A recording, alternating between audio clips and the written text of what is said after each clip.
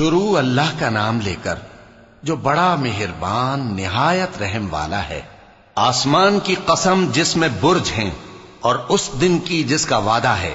اور حاضر ہونے والے کی اور اس کی جس کے پاس حاضر ہوتے ہیں، کہ خندقوں والے ہلاک کر دیے گئے، یعنی آگ کی خندقیں جس میں ایندھن جھونک رکھا تھا،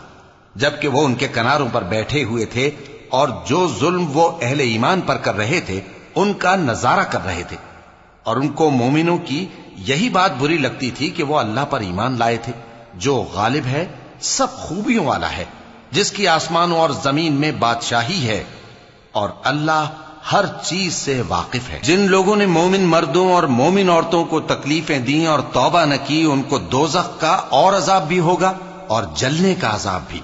اور جو لوگ ایمان لائے اور نیک کام کرتے رہے ان کے لیے باغات ہیں جن کے نیچے نہریں بہ رہی ہیں، یہی بڑی کامیابی ہے۔ بے شک تمہارے پروردگار کی پکڑ بہت سخت ہے،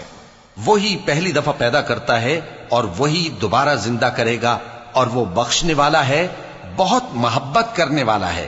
عرش کا مالک، بڑی شان والا، جو چاہتا ہے سو کر ڈالتا ہے۔ بھلا تم کو لشکروں کا حال معلوم ہوا ہے، یعنی فرعون اور سمود کا؟